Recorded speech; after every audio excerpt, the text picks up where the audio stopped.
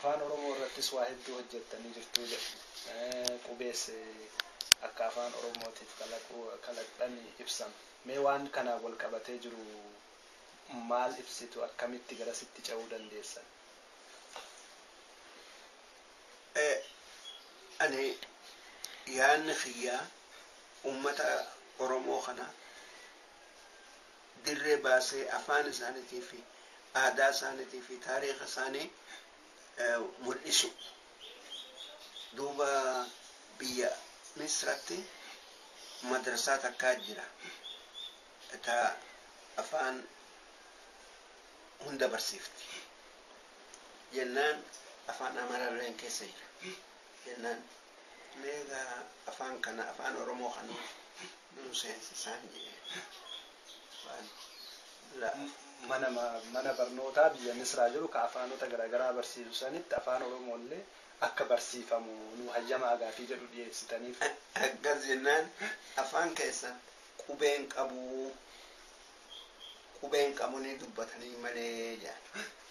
Kanaaf hin seensifne jennaan achirraa qalbiin na aarte afaan kana qubee kaayuun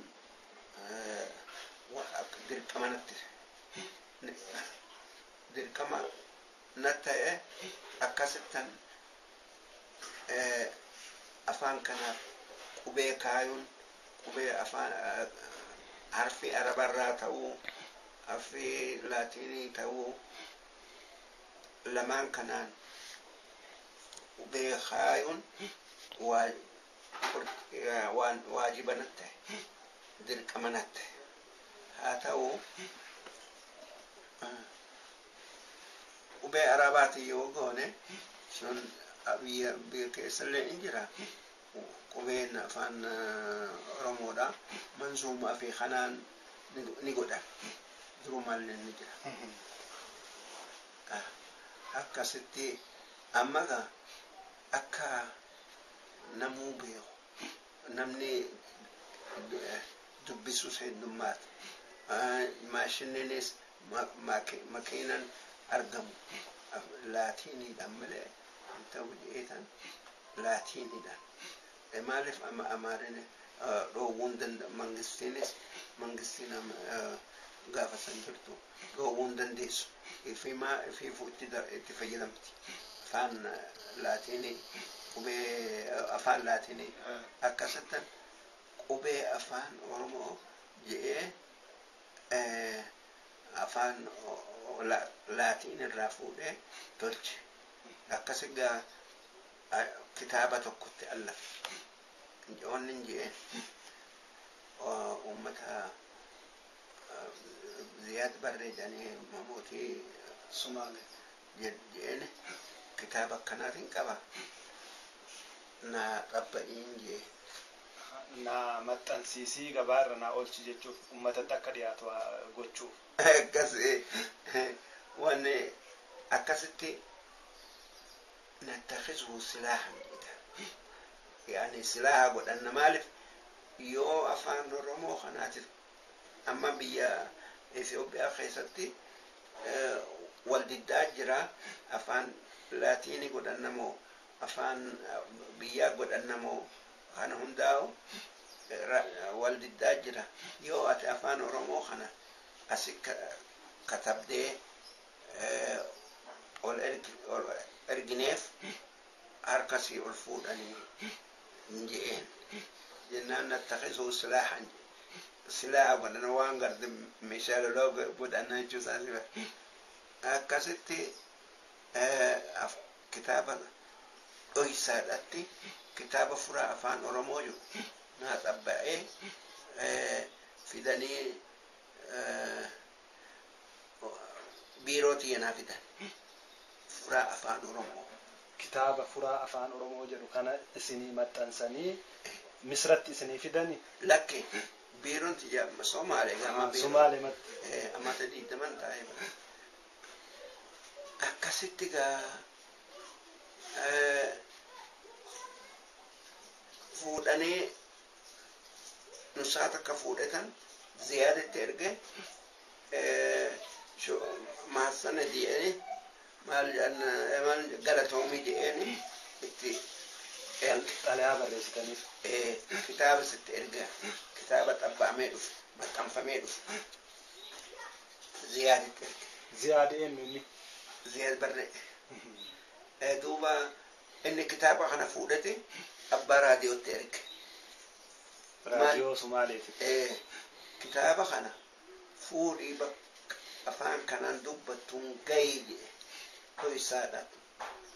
Gahii akkasitti gaa achi odoo inni kitaabni abbaa raadiyoo bira jiru ijoolleen adareedhaa eenyutu kana afaan kana eenyu alla fedhan kitaaba jennaan Sheekh Rashaadi ka'anii gaa ori'anii Ziyaad barree bira dhaqan. Kitaaba kana takka gubi takka nama isaan lafe nu ajjeessa takka nu ajjeeffataa nuu kenna.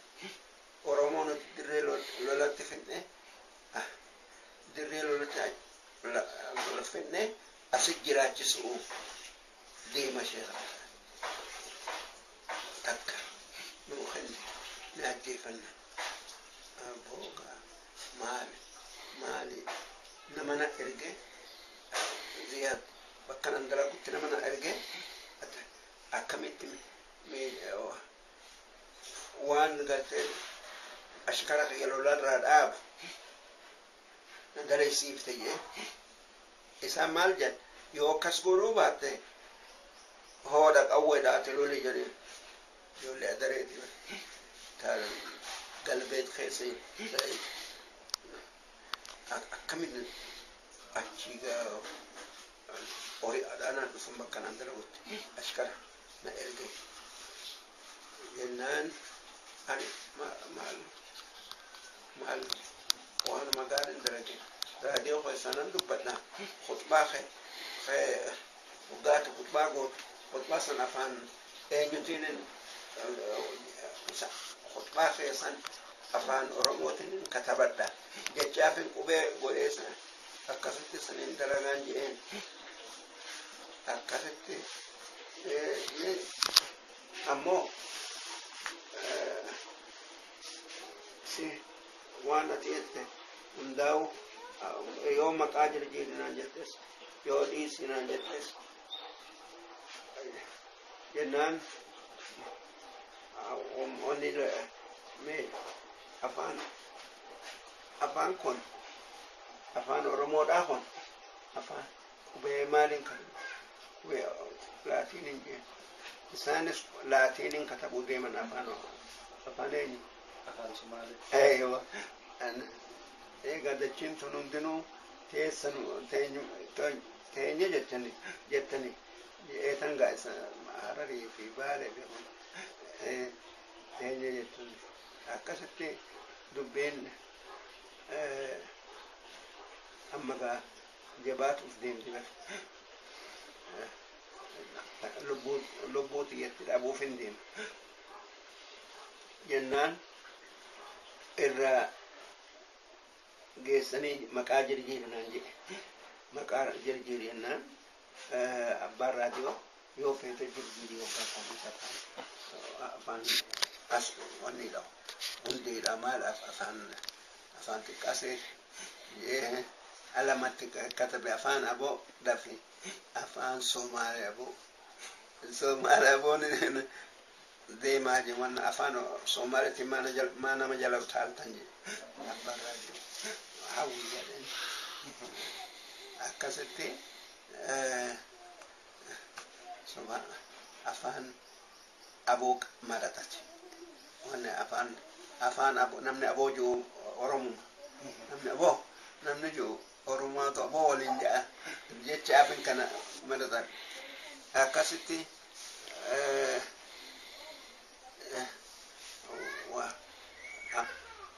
waan kaduraasan wanni waan furaa afaan Oromoo haluusan irraa ciranii darbanii habiraa itti maxxansan aboo jiru akka warri achi guurate warri achi keessa dalgu ani waan achi guuranii gaggalus ol galus fuudhanii dalagaa kitaaban ijoolleedhatti maxxanfatan ni bareeda. Maaliif namicha gaachana qabatee kana dhaabbatu layni duuba deema ammas alaanis akka asi waa hidhas akkuma dubra hara asitti akkasitti jaalala suuraa tanaati jecha kitaaban ifi maxxansa olii gad warri gamana deemus achi deemus afaan suuraa tana harkaa qaba kan ammas ijoolleen daree haate Sheekh Rashaad kitaaba darbi jenneen gube jenne inumaa facaase jedhan biyya keessa anu waan facaafne rabbumaa facaase maaliif suuraadhatu suuraa bareeda daarota mishinga amata irra kaayattee mudhiisiidhaa qal'oo sabbataan hidhattee qadaada aannanii harkarra raafattee halaalaa si ilaallan ijjitoo bololtee jaanamichi gama kaanin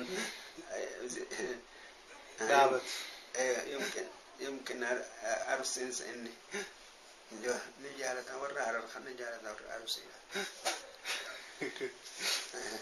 جنان هلا سيلا لنجيت وقولتينا هكذا خنا بورا تاني وقاعد نعرف ما أشكر سومالي مالي وانش مكاجر جيرسين يعني مالي بكاجر جيرو جرجيرن جينا كتاب خان دران فرا أفان أرموتي أما فرا أفان أبوتي ما خلاص جرجيرن جين غافت أنا ماشي أبا ما تنسيتوس أني أديرا زياد بريت إني جرجير نغافت عن تلفونه جنان جرجير فجأة أما فرا أفان أبوه وقاسنغا jabaa aboo jaan takkaatu jaarame Soomaali aboo jaani jabaan takka jiru akkasitti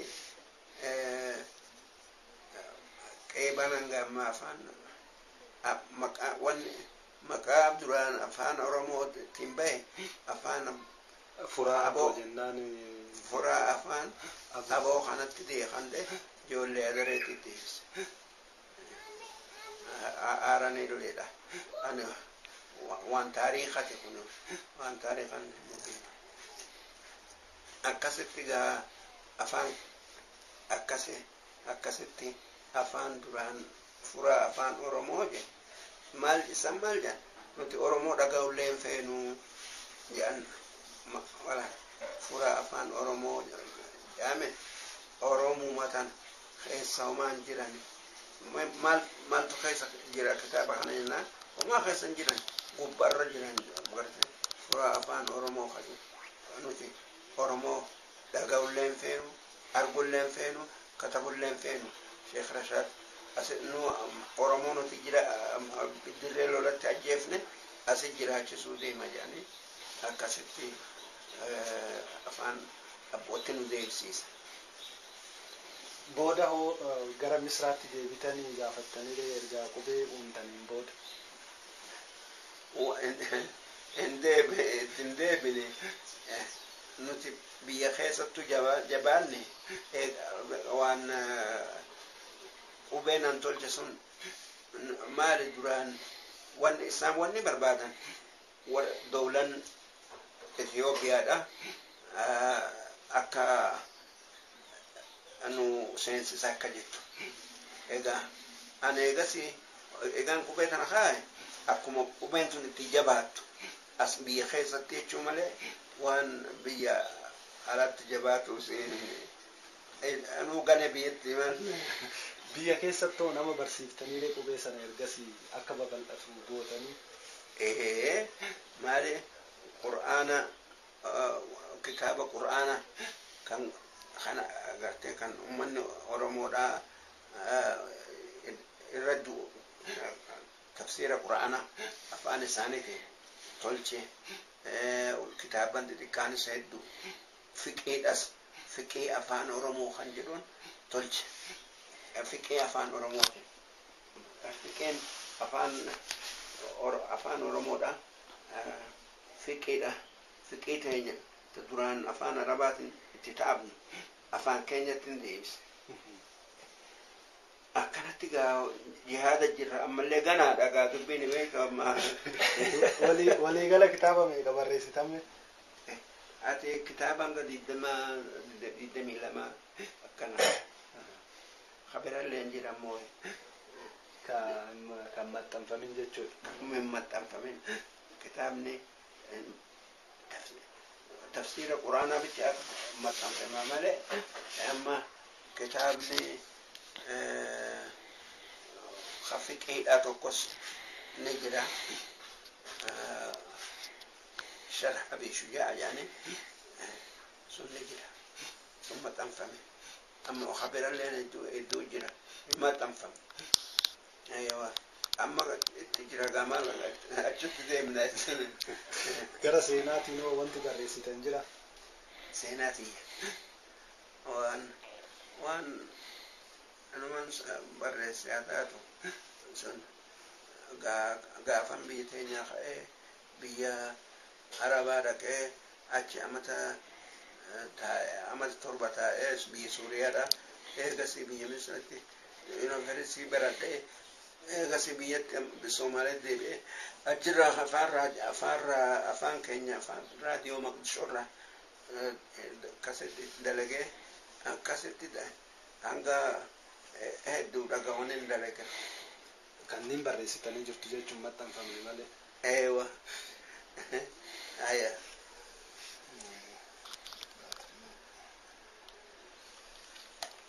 Teessumti jirtan raadiyoo Itoophiyaa sagantaa afaan Oromoo magaalaa Finfinneetti argamurraa isiniif dabraa jirudha. Keessummaan keenya ammoo Dr. Muhammad Rashaad Abdulleeti. Mee Dr. ilmaan shan akka qabdannaa kaastanii jirtu jalqaba irratti isaan waagam isin hordofaa jiru waan isin hojjettan kana galmaan gahuu keessatti gaheen isaanii maal fakkaata maatii keessan waanin an ummata oromootiif dalage takkallee na jalaan hafne isaanumaatuna xabii haa ta'uu karaa biraa haa ta'uu isaanuma amma inni kun guddaa isaaniiti akka gaariitti na gargaare waan oromoodha kana Khalid Muhammad Rashaad kan jedhaniin kun inni nama waan an dalaga kana hunda keessaa harka qabu tanaaf jecha waan biraa dhiise kitaaba tafsiira afaan oromoo kan jennu kana تفسير خنا أما تي بي أورومو دا تي بي أفريقيا دا خيستي دبرسي أمني أورومو أكدا جيفتو ودي جرا كنا درجة جابدو تناجرا ندينو يلقى إنهم مثلا يساقون داخية كستي na gargaaruu ture ammaa miti amata diddamii oli isaati qashaadhati naa katabuu ture gara barnootaatiin hoo isaan maal fakkaatu ilmaan keessan maal barsiistame sadarkaa akkamii irra jiru isaan kun inni kun jaami'aa عربة جامعة مصر يونيفرسيتي مصر خاصة أشي برات جنان ديسي مني بردو أكا كتابا كيرنا تبار تيبي بردو واني بريسو كمبيوتر أكا ستي أنا ودون في أنا دالي نبدا na katabutti jira wahyu amana barreessu suna bazeessa waanan an dalagu hundaa'u keessaa harka qaba. Mee akka waliigalaatti ummata muslimaatiinis ta'e ummata oromootiif maal jettu? Nuti warri biyya teenya nuti biyya takka qabna. Oromoo fi islaama fi kiristaaniinis waa walii galanii tokko ta'anii wal ba'atanii akka waliin biyya teenya jaarru, akka waliin biyya jiddu jireessii goonee mul'annutti akka dalaynuu jechaadhaan fedha. Namni isaaniidha kan islaamatii fi kan kiristaanallee akka gaarii. Oromoon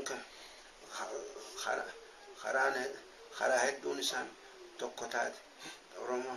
Oromoo kiristaanaa, Oromoo islaamaa tokko isaan lamaan. Hafedha islaama ta'u, hafedha amaaraa haa ta'u, Oromoo kiristaanaa haa ta'u, nuti obboleeyyanu. Namni afaan keetii inni shanyii ta'eeti boqqotteen gaafatin malii gosteetii bakka hin jirtan. Inshaallah.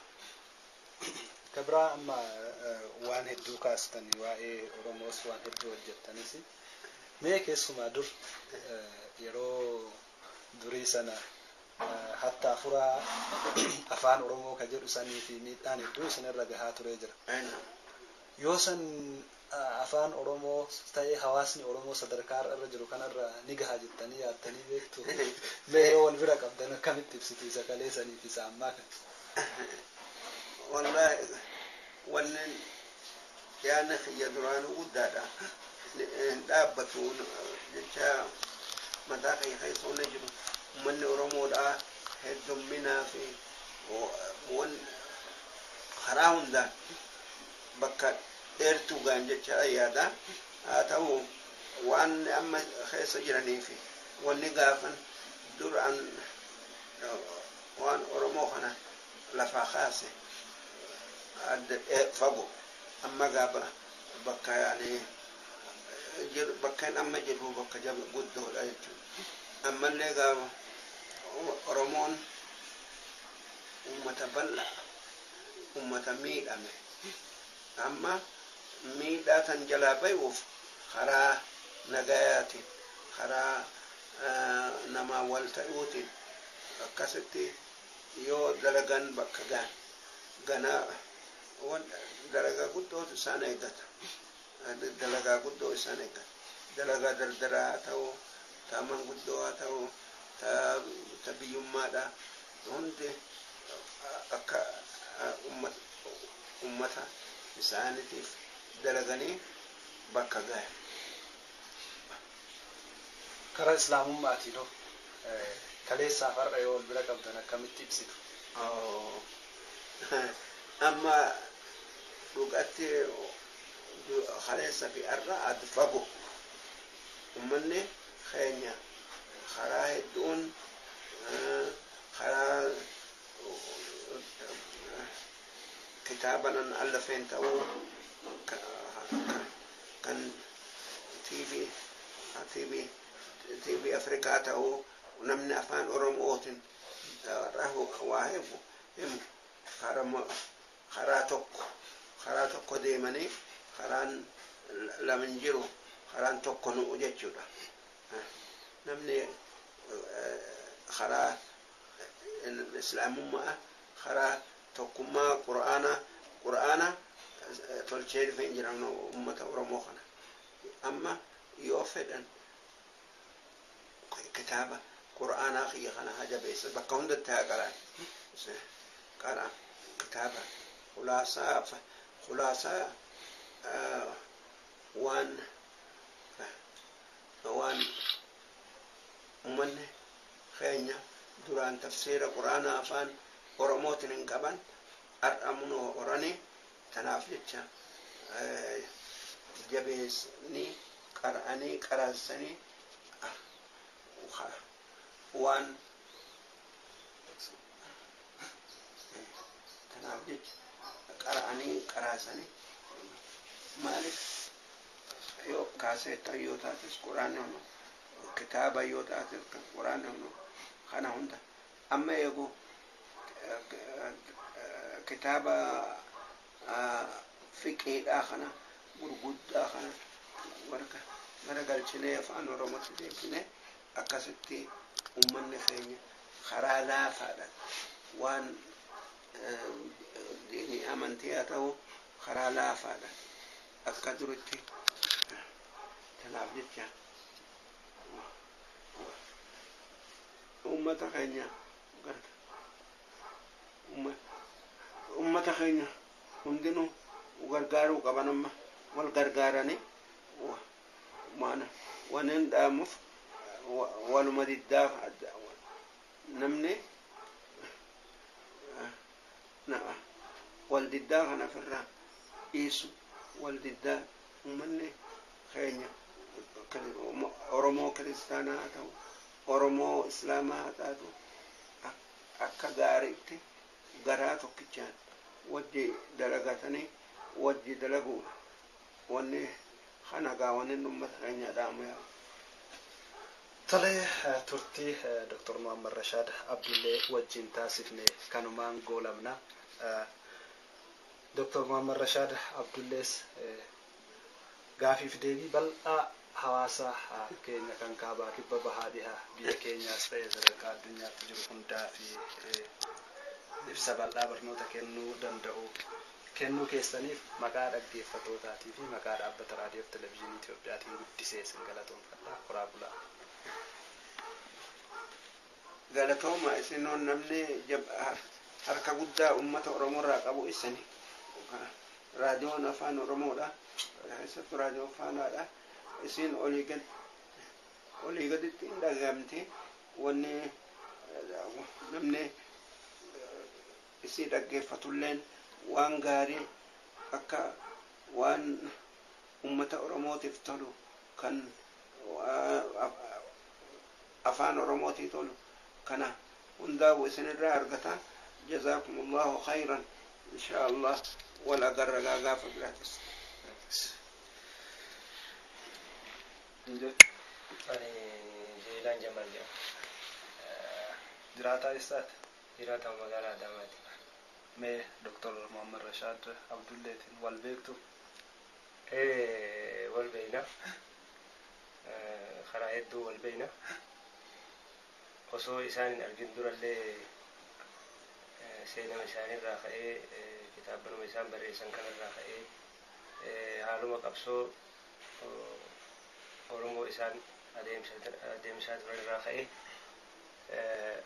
nutis warruma hawwiin Oromoo mirga isaa argatee sadarkaa irra jiru kana ga'u qabu qabsaa'aa haga dandeenyetti yeroo biyya alaa turres yeroo biyya keessa jirus warruma yaada kanaaf halkanii guyyaa socho'aa ture.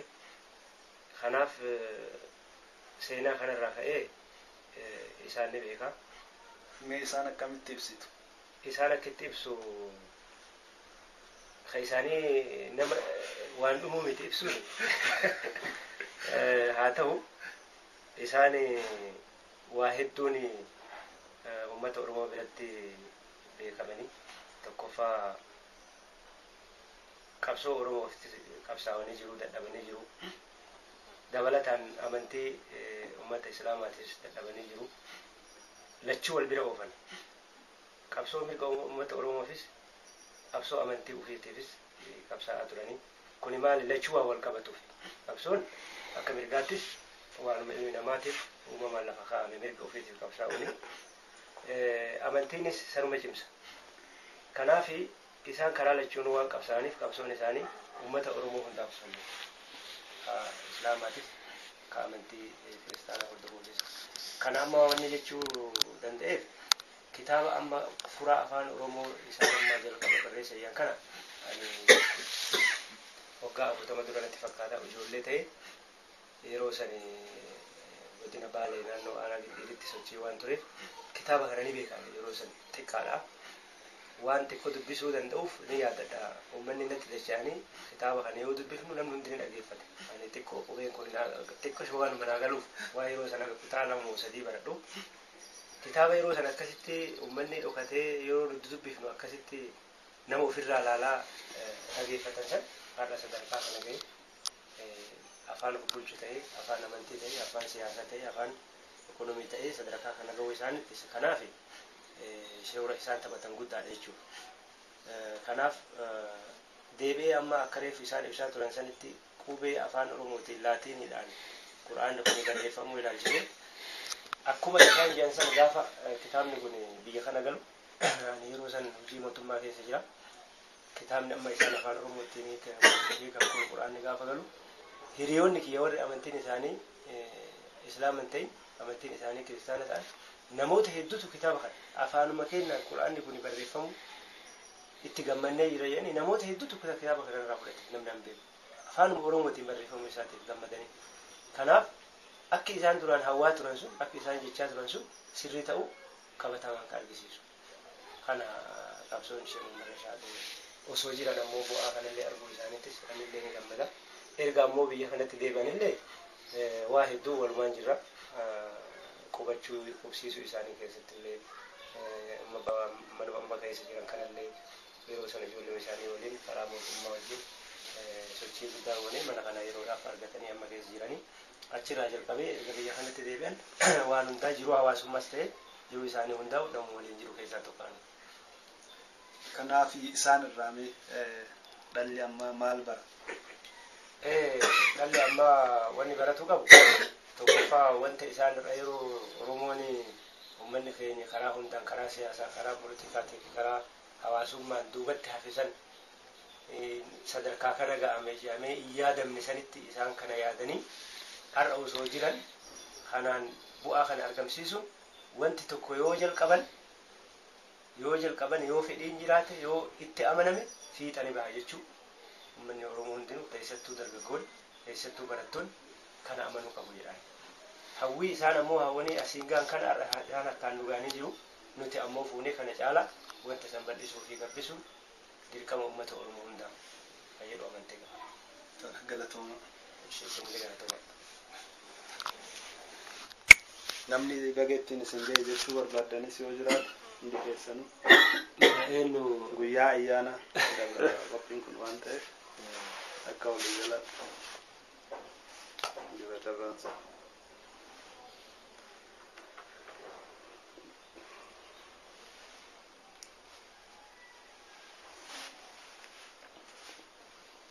ummatuma warra akka iidaa fitiriin baga isin jechuudha. Akkuma iidaa guyyaa iidaati.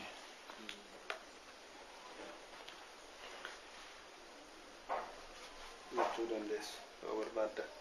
Haa ta'u.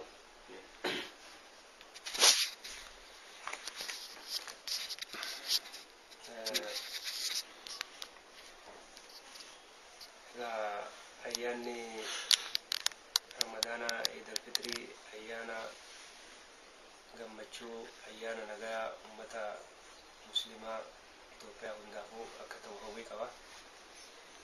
Kanaafuu sagantaa reediyoon Oromiyaa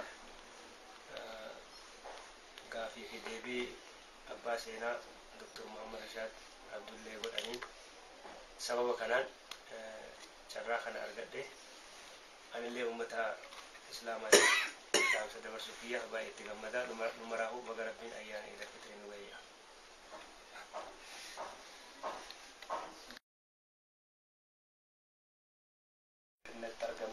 isiniif dabraa jirudha. Keessummaan keenya har'aa Dr. Maammarashaad Abdulleeti. Mee Dr. Abubakrii Saaffaloo wajjinis walitti dhufeenya qabduu jedhama. Mee seenaan isaanii maal fakkaata? Isaan beektuu nama akkam ture? Sheekh Abubakrii sheekotaati. Sheekha nama hundaati. Sheekha taariikhati. Sheekha afaan Oromooti. Duuba amma nuti hanga wanni taariikha isaan irraa yaadannu walaloo hedduu isaan tolchan afaan Oromootiin tolchanii as jirtu. Isaan gaanamuu biyya hundatti ergamee jira, baramellee jira, namni heddulleen kan hafazu ni jira. Tanaaf jecha egaa taariikhni isaanii taariikha irraanfatamuu miti. Mee isin isaanii akkamitti beektu? Eessatti beektuun? Isaan sheekha keenya itti mana biyya isaaniitti itti dhaqeetan kitaaba Awfaaqa jedhanii kitaaba gartee nama waa barsiisu jira waan xibbiidhaa kana kan kitaaba tokko irraa qara'e. Kitaabni sun manba'u usuulil hikma kan jedhu, manba'u usuulil hikma. Maal jechuudha hiikni isaa? Kan waan kitaaba waan xibbiidha nama barsiisu jechuudha. Jechi xibbii kana keessi isaa mee akkam?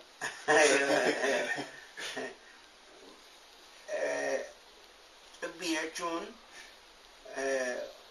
wal'aansa dhukkubaa kan nama waan kana wanni yohanaan xabiiba jedhan. Yaala fayyaa namaa irratti ka xiyyeeffatu jechuudha. Ka xiyyeeffatu isaatu xabiiba jedhama. Kanaaf jecha egaa sheekni Sheekh Abubakrii waan xibbii kana beekan. Xibbii biyya Arabatti tolfamtee dhufte akka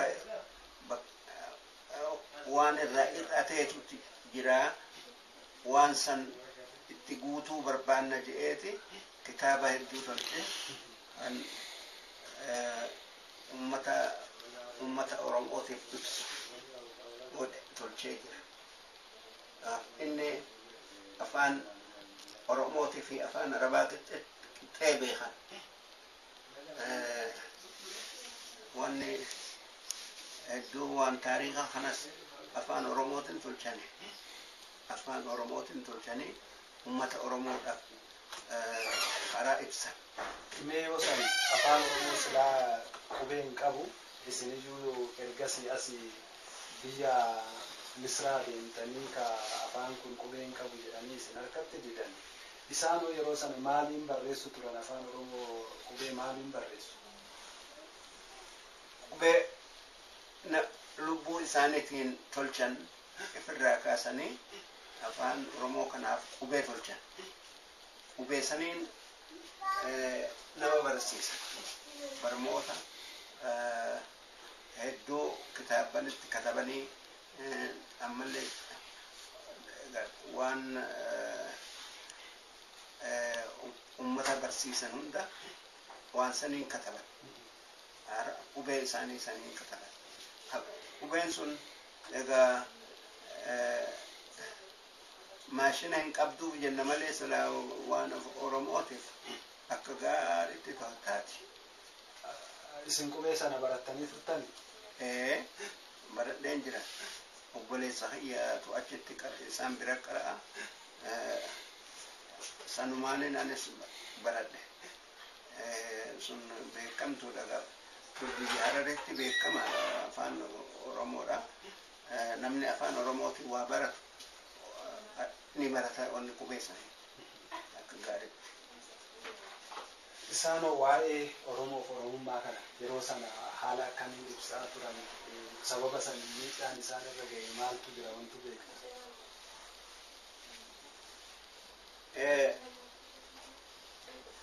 Namni waan haarawaa fide wanni rakkoon dhabu rakkoo hedduutu isaan irra ga'e.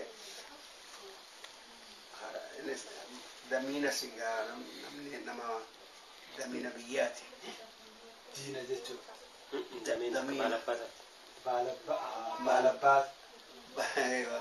baalabbaata biyyaati. Ammas waan taariikha dubbata. Kitaaban hedduu kataban. Kun hundinuu rakkoo itti fide. Ormi faranjiidhaa dhufeeti isaanirraa waa barata. Magaalaa Dirdaawwadhaatti isaanirraa waa baratan. Kanaaf hedduu muraaqabaa godhan Hordoffii. Ilaalaniiti dalagaa isaanii jala deemanii wanni jedhanii haa ta'u booda keessa gara Soomaalee gaggodaan booda keessa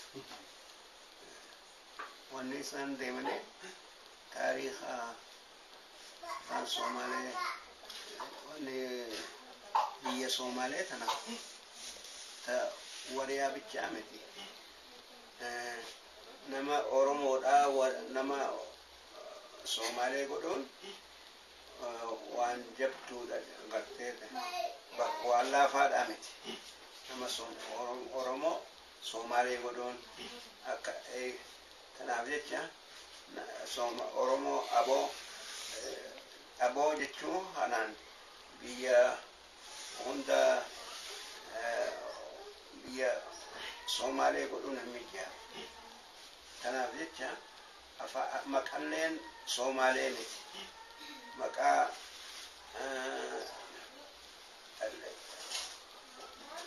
nama maal jedhan maqaa biraa jara sadeenuu walii qabatu. Soomaalee afaan Oromoo walii qabatu.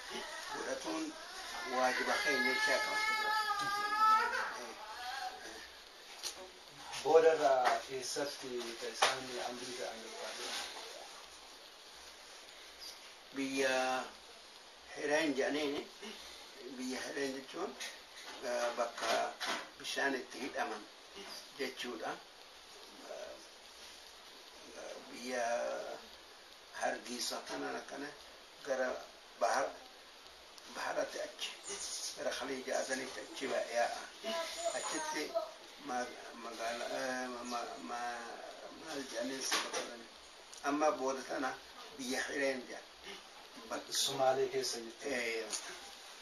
Achitti amri amanisa. Maatii ijoollee fa'aa qabu. Ni qaban. Nama hedduu qaban hedduudha isaan. Orma jajjaboodha. Hatta diinittuu waan diinitti nama jajjaboodha. Galatooma. Galanna keessan hin